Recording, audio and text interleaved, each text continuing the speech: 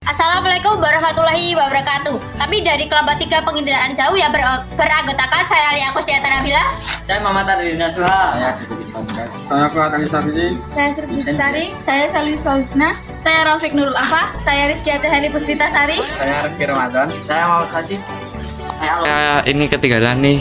Perkenalkan, nama saya Raka Surya Prakasa. Tinggal satu lagi nih, perkenalkan nama saya Jana Amelia Putri. Apa sih penginderaan jauh itu? Penginderaan jauh adalah ilmu dan seni untuk memperoleh informasi tentang objek, daerah, atau gejala dengan cara menganalisis data yang diperoleh menggunakan alat tanpa kontak langsung dengan objek, daerah, atau gejala yang dikaji. Komponen dalam sistem penginderaan jauh. Yang pertama ada sumber tenaga.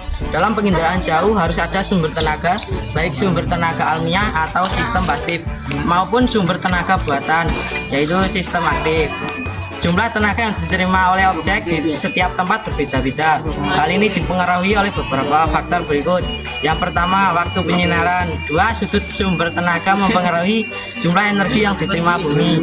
3. Bentuk permukaan bumi. 4. Keadaan cuaca. 2. Atmosfer. Atmosfer merupakan lapisan udara yang menyelubungi permukaan bumi sebelum mengenai objek. Energi yang dihasilkan sumber energi merambat melalui udara. 3. Objek.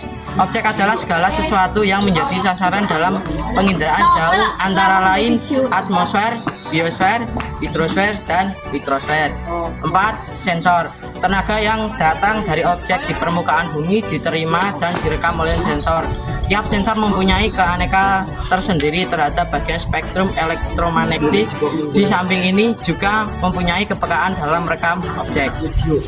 5. Wahana kendaraan yang membawa alat pemantau dinamakan wahana berdasarkan ketinggian peredaran wahana. Tempat pemantauan atau pemotretan dari angkasa ini dapat diklasifikasikan menjadi 3 kelompok, yaitu sebagai berikut. 1. Pesawat terbang rendah sampai menengah.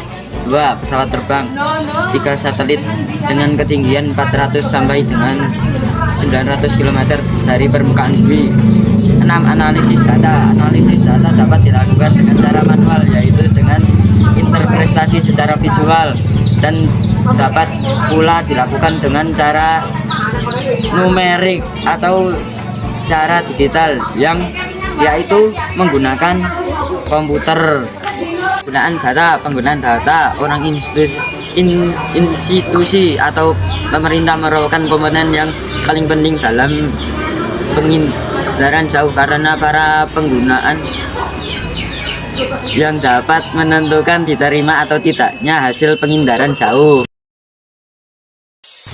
Apa saja ketamakan bidang budaya? Bidang budaya ialah seperti sawah, stasiun, dan juga permukiman, rumah, dan jalan raya, dan seperti juga yang sudah dilampaui manusia. Anjay. Pola atau susunan ke ruangan. Pola atau susunan ke ruangan merupakan ciri yang menandai objek yang sebagian besar bentuknya manusia dan berbagai objek alamiah. Contohnya pola alamiah sungai. Situs merupakan tempat kedudukan atau suatu objek yang berkaitan dengan objek lain. Contohnya sungai diintegrasikan berdasarkan lingkungan di sungai. Bayangan yang terbentuk pada suatu objek sangat dipengaruhi oleh arah. Contohnya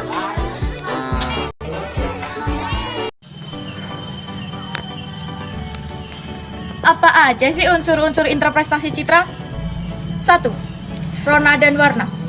Rona adalah tingkat kecerahan atau kegelapan yang terdapat pada citra.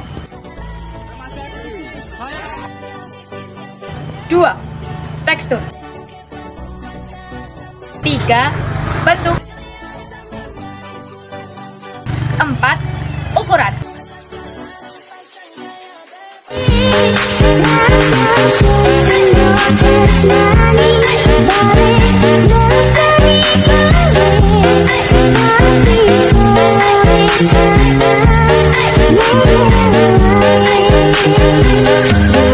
Boleh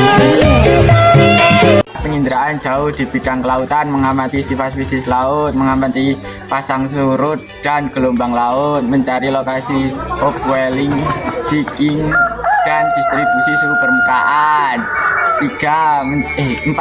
Melakukan studi perubahan pantai, erosi, dan sedimentasi. Manfaat penginderaan jauh di bidang lingkungan, melakukan pemantauan daerah bencana. 2. Melakukan pemantauan distribusi sumber daya alam. 3. Melakukan pemantauan pencemaran laut. 4. Melakukan pemetaan pencemaran udara. Manfaat penginderaan jauh di bidang penggunaan lahan. Penginderaan jauh dapat digunakan untuk investasi Pola serta ciri ketampakan alam dan budaya dari hasil interpretasi citra. Yang pertama ada ketampakan alam. Ketampakan alam meliputi sungai, dataran banjir, danau tapal kuda, hutan rawa, hutan bakau, sagu, dan nipah.